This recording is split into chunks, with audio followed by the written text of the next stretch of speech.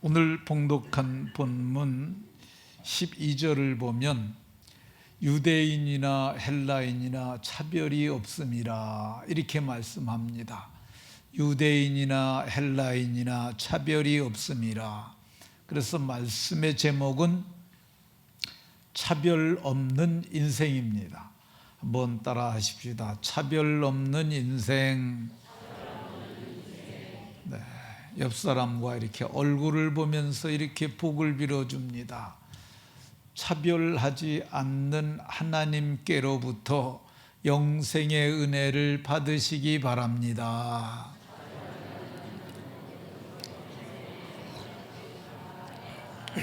네, 차별하지 않으시는 하나님께로부터 영생의 은혜가 모두에게 있으시기를 예수 그리스도의 이름으로 축원합니다. 사람의 일생을 보면 젖먹이 아이들 갓 태어났을 때는 엄마 품이 가장 좋습니다. 좀 자란 어린아이들은 장난감을 아주 좋아합니다.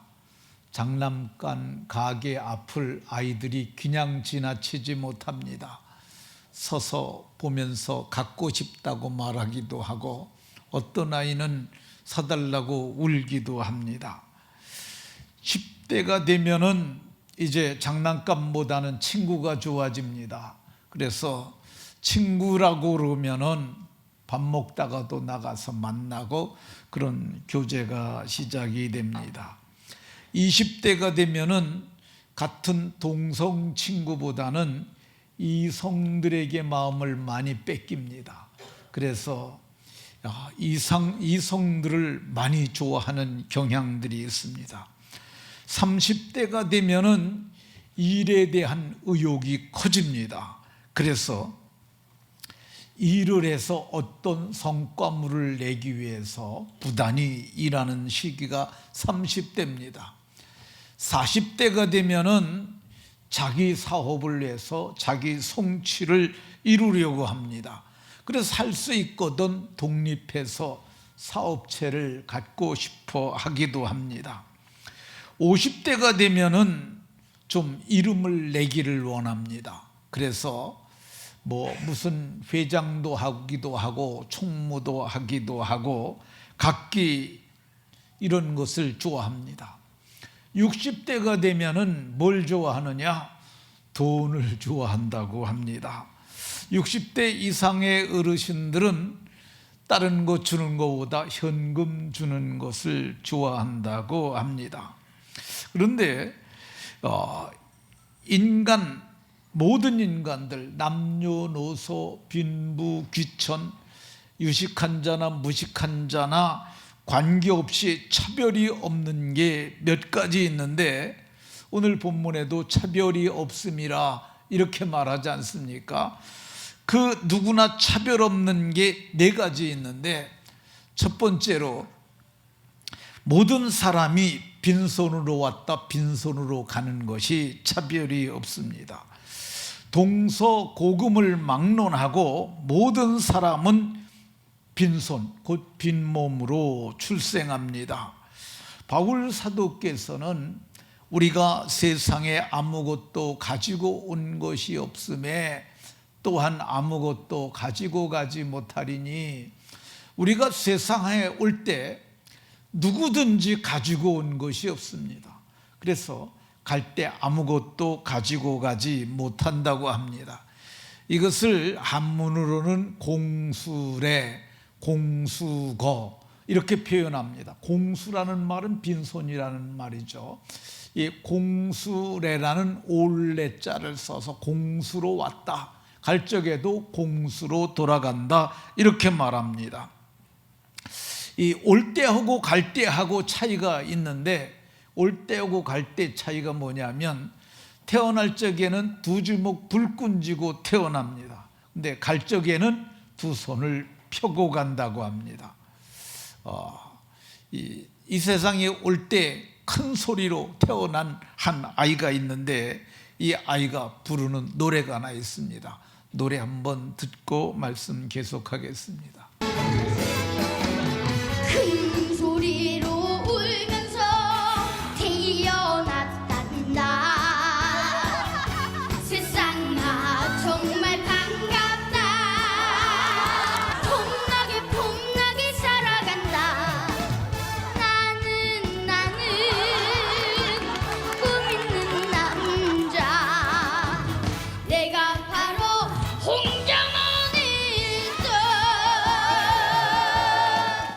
우리가 세상에 올 때 두 주먹 꽉 쥐고 오는 것은 이 멋진 세상에 가서 한번 무언가 꽉 잡아보겠다, 그런 욕망을 가지고 온다고 하는 사람이 있습니다.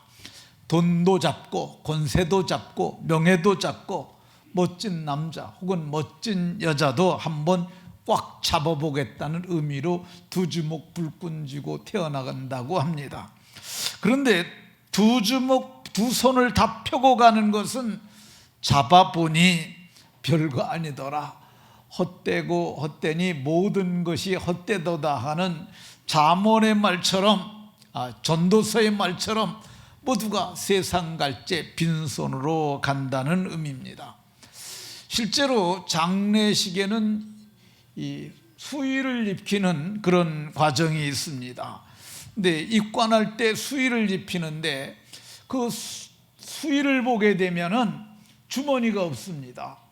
왜 그러냐면 더 이상 늘 필요가 없으니까, 갈 때는 빈손으로 가기 때문에 그래서 수의가 없다고 합니다. 알렉산더라고 하는 유명한 왕이 있었습니다. 이 사람은 20살 때 왕이 된 사람이에요. 아버지가 죽으니까 마게도냐라고 하는 작은 지역의 왕이 됐습니다. 근데 이 사람이 3년 만에 마게도냐를 넘어서 그리스 전역을 다 정복을 합니다. 그래서 이 사람 별명이 정복왕이에요. 이 사람이 정복한 땅을 보게 되면 여기 보면은 여기가 마게도냐입니다. 요만한 땅에 있었는데 이 그리스 전역을 3년 만에 다 정복을 합니다. 그리고 23살이 될 때 4만 3천 명의 군대를 이끌고 그가 이제 여기가 페르시아라고 하는 강대한 제국이었는데 이 페르시아를 향하여 군대를 이끌고 쳐들어옵니다. 그래가지고 그가 여기가 이 화살표 방향으로 이렇게 오다 보면 이집트를 오게 됩니다. 이집트 문명이 있는, 여기 발생한 나일강이 있는 나라거든요. 근데 이 이집트를 정복을 합니다. 그리고 유프라테스 강이 있는데 여기가 이 메소포타미아 문명이라고 하는 문명의 발생지예요. 여기를 지나가지고 그래서 마침내 인더스 강, 여기 그 인디아 문명이 있는 곳이죠. 그러니까 이 사람이 이 정복을 끝내는데 32살 정도까지 끝을 냈다고 그래요. 그러니까 10년 만에 이 대제국을 이룬 것이죠. 그래서 이 사람이 유럽부터 시작해서 여기는 아프리카고 여기는 아시아까지 이 3대 대륙을 다 정복을 했던 대단한 군주였는데, 이 대단한 군주가 마침내 33살에 죽습니다. 근데 이 사람이 죽을 때 유언을 하나 합니다. 내가 죽을 때 관의 옆을 뚫어가지고 내 손을 세상 사람들이 보게 하라 했습니다. 근데 그 뭘 받겠어요? 빈손 보는 거죠. 황제도 나중에 빈손으로 가는구나, 이거를 그가 얘기했습니다. 그러니까 모든 인생이 빈손으로 왔다 빈손으로 가는 것, 여기에 차별이 없습니다. 두 번째, 모든 사람이 죄인임에 차별이 없습니다. 아담의 후손들은 모두가 죄인입니다. 왜 죄인으로 출생을 하느냐? 로마서 5장 12절에 보면 한 사람으로 말미암아 죄가 세상에 들어오고 죄로 말미암아 사망이 왔나니 그러는데, 이 한 사람이 누구냐? 한 사람, 제가 여기 아담이라고 이렇게 써놨는데요, 한 사람이 아담입니다. 아담으로 말미암아 죄가 세상에 들어오고 죄로 말미암아 사망이 오게 되었음을 성경이 말씀합니다. 그래서 아담으로부터 온 죄라서 이것을 원죄라고 이렇게 부릅니다. 그래서 인간은 태어날 때부터 죄악 중에 출생합니다.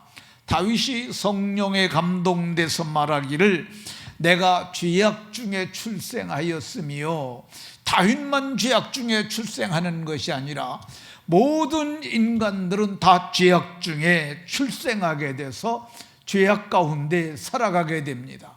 그래서 바울 사도는 로마서 3장 10절에 보면 의인은 없나니 하나도 없으며, 이 말은 모든 세상 사는 사람들이 다 죄인이라는 것입니다. 그래서 세상에서 제일 무서운 게 뭐냐? 죄인 된 인간들이 가장 무섭습니다. 귀신이 무서운 것 아니고, 사람이, 짐승이 무서운 것 아니고, 사람이 제일 무섭습니다. 세상에서 가장 악한 게 뭐냐? 개가 악하지 않고 돼지가 악하지 않고 가장 악한 것이 사람입니다. 우리는 최근에, 이번 달에 중령 진급 예정자가 군무원, 같이 근무했던 군무원 30대 초반의 여자를 살해한 것을 뉴스로 들었습니다. 바로 저 사람입니다. 저 사람이 같이 근무했던 30대 초반의 여자를 살해했습니다. 그냥 죽인 거 아니고요, 목 졸라 죽인 후에 그 사체를 훼손했습니다. 이 사체를 훼손했다는 말이 다리도 자르고 팔도 자르고 다 목도 자르고 사람을 잘라가지고, 그래서 그거를 갖다 범죄를 은닉하기 위해다가 북한강에다 버렸다 그러는 것입니다. 그리고 자기는 그런 악행을 하지 않은 것처럼 자기를 갖다가 감췄어요. 그래서 여자의 핸드폰을 가지고 정상적으로 살아있는 것처럼 문자를 보내기도 했어요. 근데 이 30대 군무원이, 이제 문제는 북한강에다 버렸는데 그 다리가 하나가 떠오른 거예요. 다리가 하나가 떠올랐는데, 이게 다리가 하나가 떠오른 걸 보고 한 주민이 그걸 갖다 신고를 했어요. 그러니까 다리가 하나 떠오르니까 더 찾아보자, 찾다 보니까 팔을 하나 찾았어요. 근데 보니까 손가락 지문이 그때까지 살아있는 거예요. 지문 조회를 해서 이 여자가 군무원으로 근무했던 여자라고 하는 그걸 특정을 하게 됩니다. 그리고 그때부터 수사가 빨리 진척이 돼가지고, 그래서 이 사람을 범인으로 잡게 됐습니다. 그러니까 왜 이랬느냐 그랬더니 11월 2일 날, 오늘이 10일이잖아요. 그러니까 11월 2일 날 자동차 안에서 심히 다퉜다고 그럽니다. 그 다툰 내용을 정확히는 알 수 없습니다. 분명한 것, 사람들이 예측하기는 이게 그 사람 두 사람이 남녀 관계가 있었는데, 여자가 아마 계약이 종료가 돼서 딴 데로 가야 하니까 그것 때문에 이 사람이 가지 말라, 뭐 그러다가 다퉜던 것이 아닌가, 이렇게 추정을 합니다. 두 사람이 연인 관계였다면은 그 사람을 죽일 정도까지 하면 굉장히 깊은 관계까지 진행이 되지 않았겠어요? 그때 그 사람들이 음식을 먹으면서 은밀한 장소에서 수많은 얘기하지 않았겠습니까? 아마도 사랑했다고도 했을 것입니다. 그런데 사랑하는 사람이 어떻게 이런 일을 할 수 있습니까? 인간이 악해서 그렇습니다. 하나님을 떠나 죄인이 되어서 그렇습니다. 그들에게 마귀가 역사해서 그렇습니다. 마귀는 믿는 자나 믿지 않는 자나 모든 사람 속에 역사하는 악한 영입니다. 요한복음 13장 2절을 보게 되면, 마귀가 벌써 시몬의 아들 갸론 유다의 마음에 예수 팔려는 생각을 넣었더니, 마귀가 사람의 마음 속에 나쁜 생각을 집어넣는 거야. 그러니까 유다의 마음에 예수님을 팔 생각을 집어넣었더니, 그가 예수님을 제사장들에게 은 30을 그를 팔지 않습니까? 근데 마귀가 우리 마음 속에 들어오는 거야. 그러니까 이 중령 진급 예정자의 마음 속에 죽여버려, 이런 마음이 마귀가 넣어준 거야. 그러니까 마귀가 주는 그 마음의 생각을 따라 그가 범행을 했기 때문에 마침내 그가 살인자가 된 거죠. 이렇게 마귀의 생각을 따라 죄를 범한 사람들이 우리나라의 현재의 실정법을 범한 자들만 하더라도 엄청나게 많습니다. 우리나라 교도소의 수감 능력이 5만 명이라고 합니다. 5만 명. 그러니까 5만 명밖에 안 되는데 지금 현재 수감된 인원은 6만 2천 명이나 된다고 그럽니다. 그러니까 이게 정원의 125%를 초과한 거라고 그래요.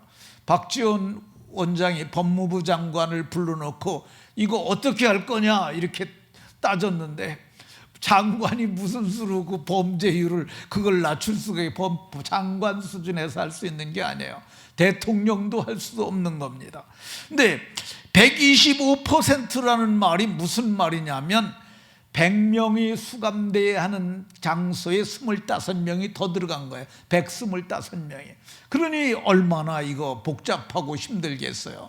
근데 왜 이렇게 사람들이 범죄자가 많냐?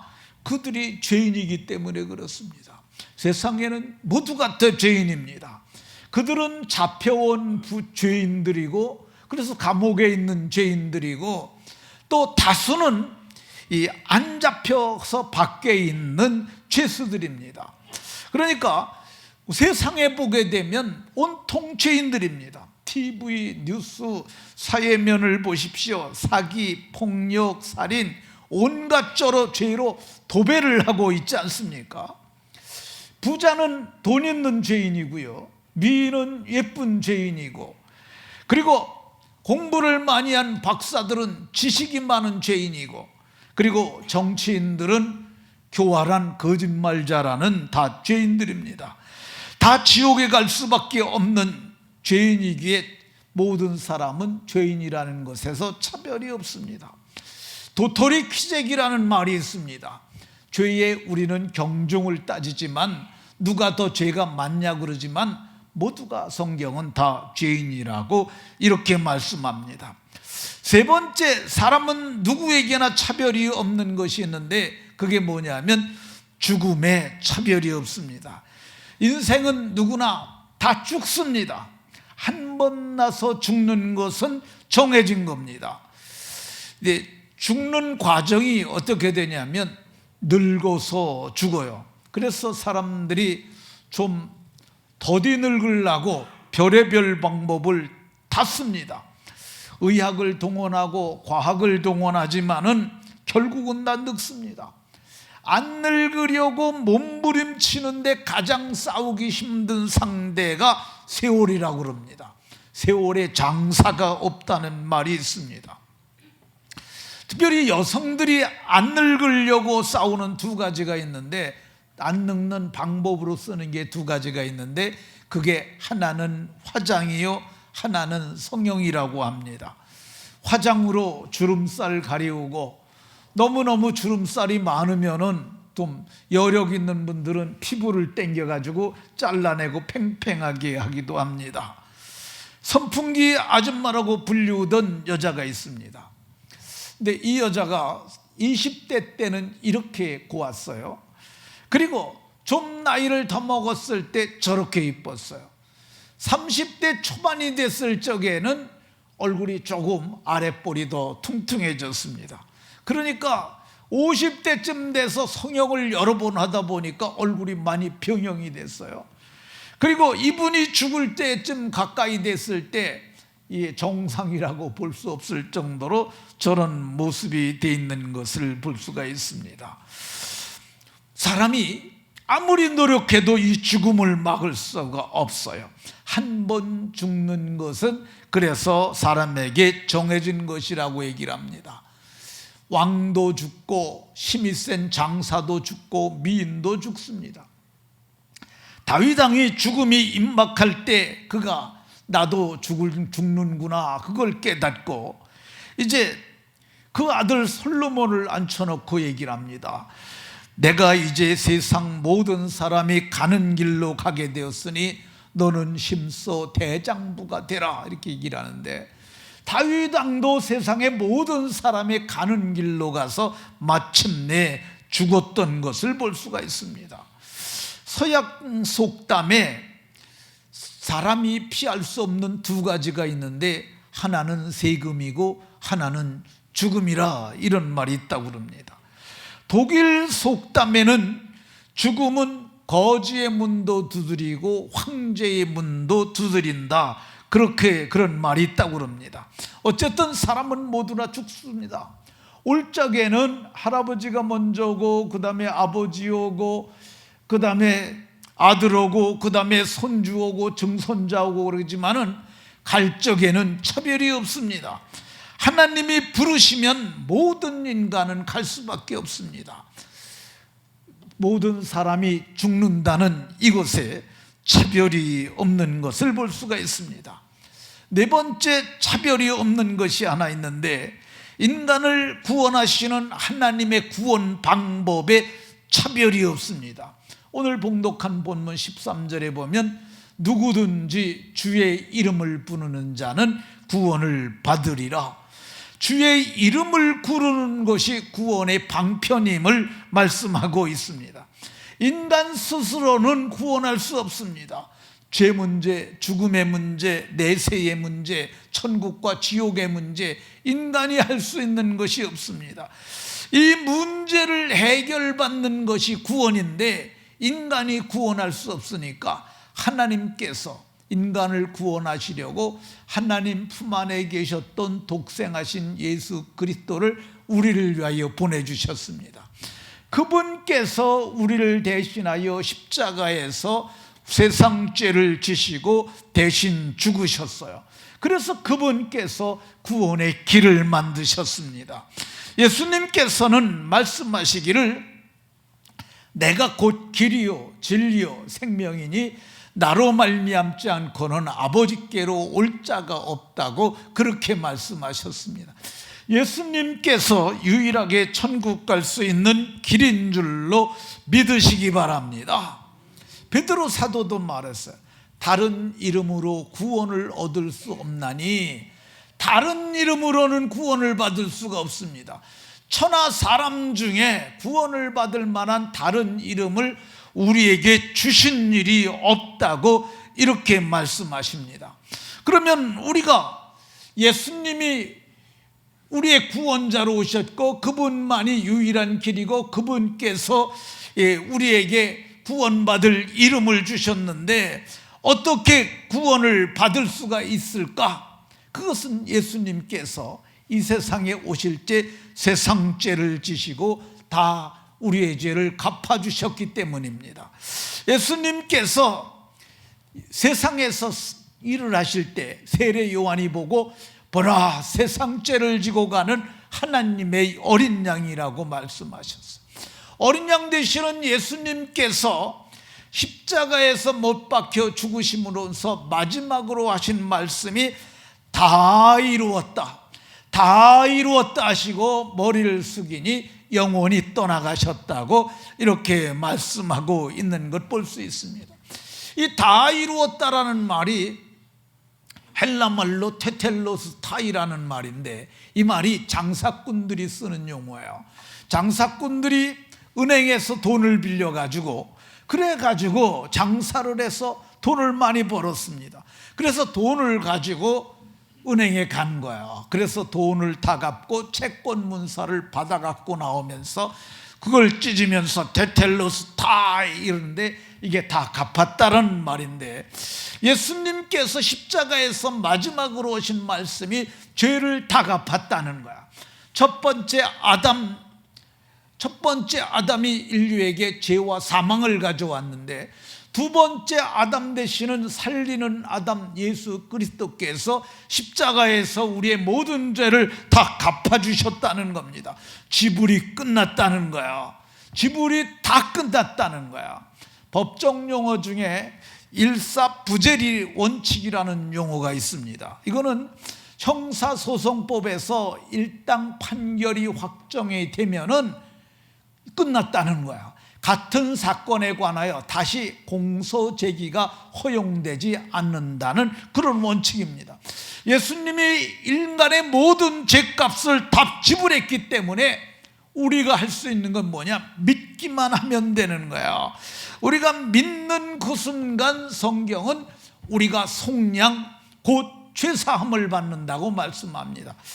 속량은 곧 죄사함입니다. 속량은 곧 죄사함. 여기 보시면은요, 그의 피로 말미암아 속량 곧 죄사함을 받는 거예요. 속량은 곧 죄사함이니까 속량과 죄사함은 같은 거예요. 베드로 사도는 그의 피로 말미암아 죄 없이함을 받았다고 이렇게 말씀합니다.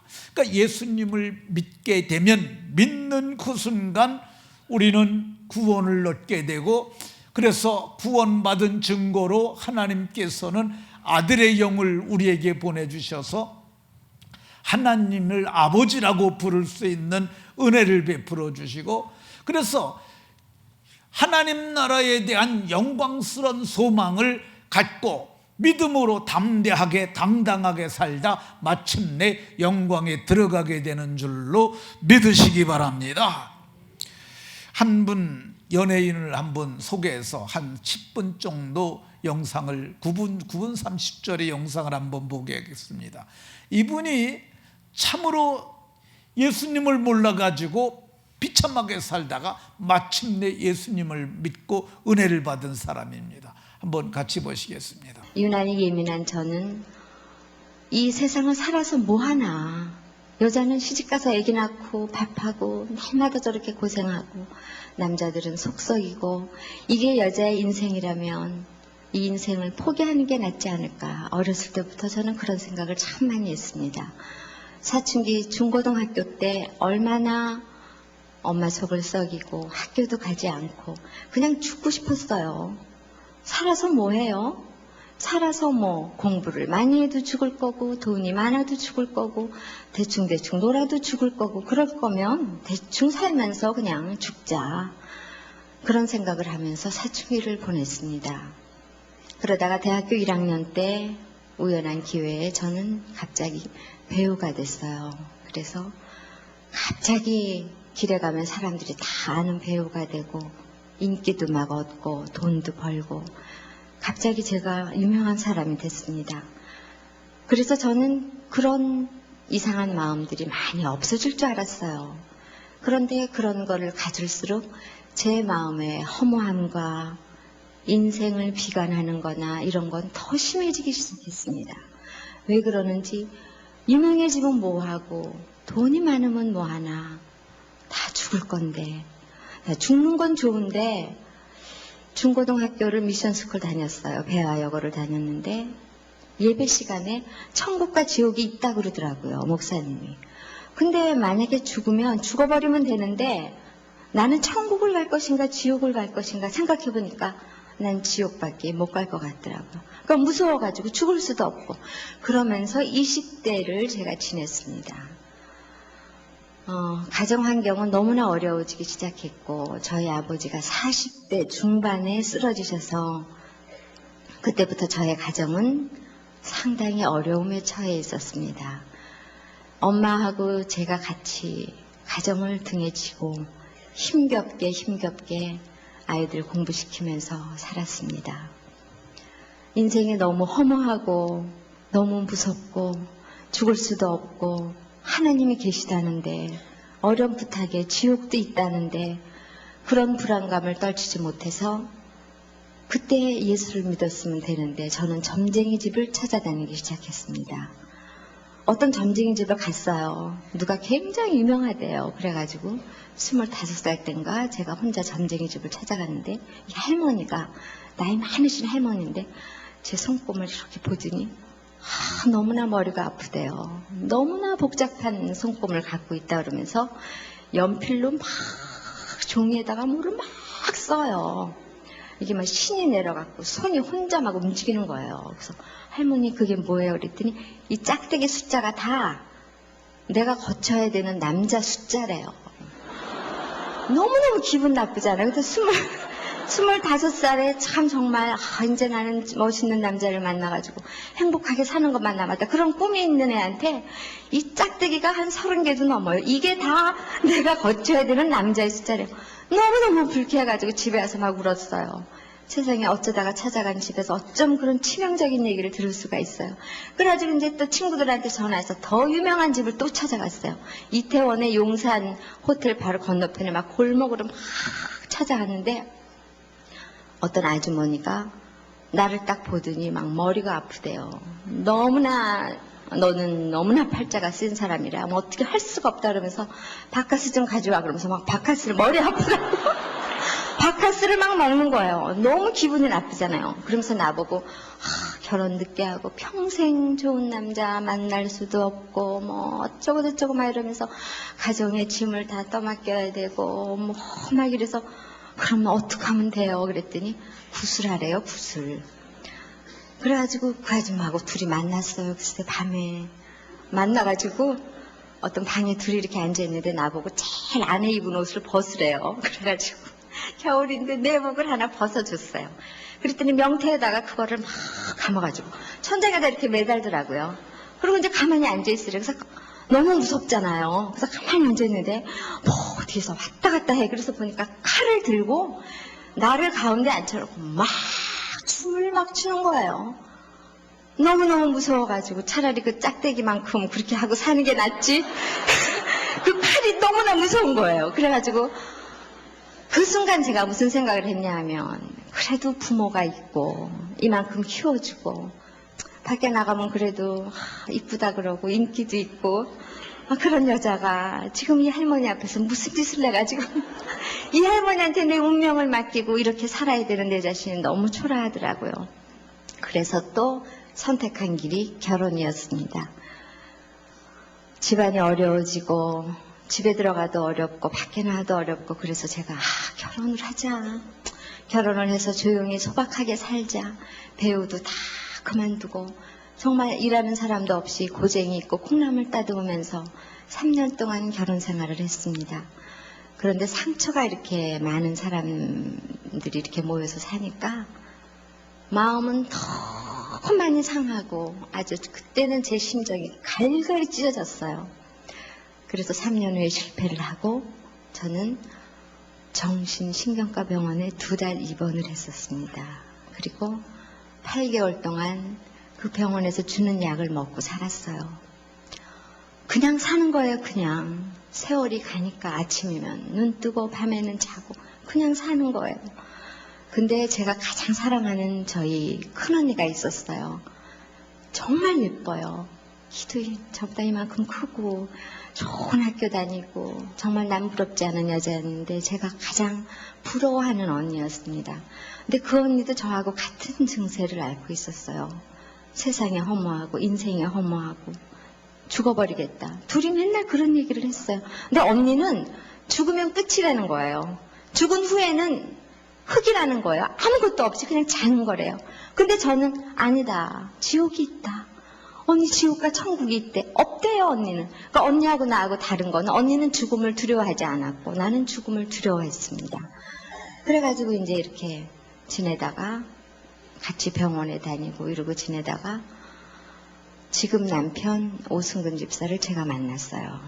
가정에서 제가 저희 훌륭한 어머님 아버님 밑에서 정말 귀하게 자랐지만 그 가정에서 제가 얻은 거는 참 상처가 많았습니다. 그래서 따뜻한 가정, 따뜻한 부모 그런 것이 항상 부러웠었는데 지금 결혼한 오승근 집사를 보니까 참 얼굴이 해맑고 편안해 보이더라고요. 그래서 그 사람하고 조금 만나고 있을 때 시어머니를 만났어요. 어머니를. 그랬더니 어머니가 너희들 참 어릴 때부터 고생 많이 했다. 이제 만나서 행복하게 편안하게 살아라. 인생은 드라마다. 네가 드라마에서 하는 것처럼 그렇게 살면 돼. 너무 따뜻하게 해주셔서 저는 어머니한테 반해서 결혼을 한 거지 오승근 집사 때문에 결혼을 한 거예요. 네, 그 따뜻한 어머니의 품이 너무 그리워서 결혼을 했어요. 재혼을 하고 4개월쯤 지났습니다. 비교적 행복하게 살았는데 어느 날 너무나 두려운 무서운 꿈을 꾸고 밤 1시에 전화를 받았는데 제가 그렇게 가장 사랑하는 저희 언니가 자살을 했다는 거예요. 그때 이제 저는 하나님을 불렀죠. 별의별 다 해봐도 아무것도 남은 게 없었잖아요. 정말 하나님이 계시구나. 이런 식으로 살다가는 정말 벌을 받는다. 이렇게 오래 기다리시고 오래 참으시는 하나님 앞에 사랑하는 언니를 죽게 하고 나서 제가 하나님을 믿기 시작을 했습니다. 저의 가족은 모두 다 그때부터 하나님을 만나기 시작했어요. 그래서 제가 친구 따라서 이 사랑의 교회를 17년 전에 오기 시작을 했어요. 이 교회를 다니면서 새신자반, 다락방, 제자훈련 여러 가지 공부를 많이 했어요. 그러면서 정말 나는 죄인이고 나는 내 죄 때문에 도저히 천국을 갈 수가 없는데 예수님 때문에 나는 천국을 갈 수 있고 믿기만 하면 하나님의 자녀가 된다는 사실을 알고 얼마나 기뻤는지 날마다 우는 거예요. 날마다 회개기도 하고 날마다 울고 저는 이 사랑의 교회를 지금 볼 때도 17년 전에 그때 모습하고 똑같아요. 저는 이 사랑의 교회에서 받은 은혜가 너무 크고 너무 지금 이분이 누구신지 아시죠? 네, 김자옥 씨입니다. 아주 유명한 그 연기하는 분이셨는데 이분이 이제 예수님을 만나기 전에는 정말 힘든 삶을 살았던 것 같아요. 그 죽었다고 그러는 언니가 누구냐면 그 부산 항만청장의 부인이었다고 합니다. 그러니까 부족함이 없는데도 불구하고 마음에 공허함이 있었는데 그걸 채우지 못했어요. 세상 것이 채워주지 못해서 결국은 스스로 목숨을 끊고 그 언니가 죽던 밤에 그가 하나님을 찾고 그때부터 자기도 나오고 오승근 집사도 믿고 그래서 친정, 시부, 친정도 다 믿고 시집도 다 믿고 그래서 온 가족이 다 주를 믿는 구원의 은혜가 있었고 그분이 무당이 30몇 번 이렇게 가야 된다고 그랬잖아요. 시집 딱 한 번 더 간 거죠. 오승근 집사한테. 그러고 살다가 천국에 들어가게 됐습니다. 그러니까 예수님을 믿고 그분이 그러잖아요. 너무너무 기쁘고 너무너무 행복했다고 그러잖아요. 그러니까 예수님에게 길이 있고 예수님에게 인생의 답이 있습니다. 모두가 예수님을 잘 믿고 인생의 답을 찾아서 마침내 그 길 끝에서 영광에 들어가는 은혜가 모두에게 있으시기를 예수 그리스도의 이름으로 축원합니다. 자, 오늘 김자옥 권사가 만났던 이 예수님 나도 마음에 모시고 살고 싶다 하는 분은 가슴에 이렇게 손을 얹고 함께 기도하면 좋겠습니다. 가슴에다 이렇게 손을 얹고 자, 기도하겠습니다. 하나님, 우리가 죄악 중에 출생하였고 죄 때문에 지옥에 갈 수밖에 없는데 하나님께서 사랑하는 아들 예수님을 보내주셔서 우리를 대신하여 십자가에서 죽으심으로 우리의 죄값을 다 갚아주셔서 감사합니다. 누구든지 차별하지 아니하고 믿기만 하면 구원의 은혜를 주시는 것을 감사드립니다. 오늘 모두가 다 믿고 구원받게 하여 주옵소서. 하나님의 자녀로 다시 태어나게 하여 주옵소서. 하나님의 자녀가 되는 증거로 아들의 영도 주옵소서. 그리고 하나님 나라에 대한 소망도 주옵소서. 사는 날 동안 영광스러운 즐거움으로 하나님 앞에 살도록 복 주옵소서. 예수 그리스도의 이름으로 기도하옵나이다. 아멘.